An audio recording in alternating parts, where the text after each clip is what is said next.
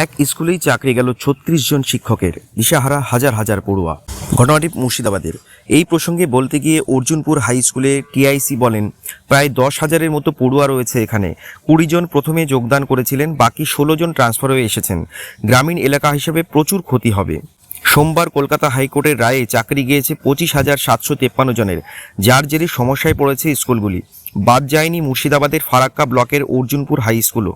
২০১৬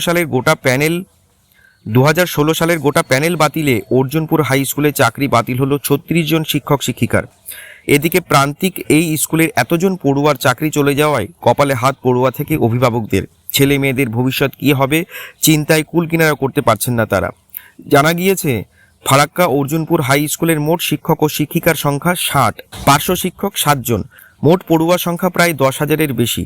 বাতিল হওয়া শিক্ষক ও শিক্ষিকার সংখ্যা বাদ দিলে এখন মোট শিক্ষক ও শিক্ষিকার সংখ্যা ২৪ জন, যার সমস্যার মুখে ফারাক্কা অর্জুনপুর হাই স্কুল। এই প্রসঙ্গে বলতে গিয়ে অর্জুনপুর হাই স্কুলের টিআইসি বলেন, প্রায় ১০,০০০-এর মতো পড়ুয়া রয়েছে এখানে। ২০ জন প্রথমে যোগদান করেছিলেন, বাকি ১৬ জন ট্রান্সফার হয়ে এসেছেন।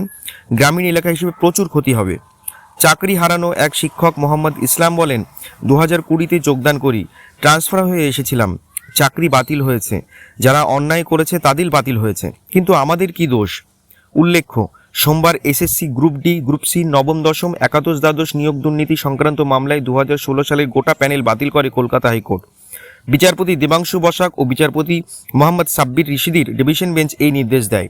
সুপার নিউমেরিক পোস্টে যারা চাকরি পেয়েছেন তাদের সুদ সমেত বেতনও ফেরত দিতে হবে। সেক্ষেত্রে সময়সীমা বেঁধে দেওয়া হয়েছে ৪ সপ্তাহ।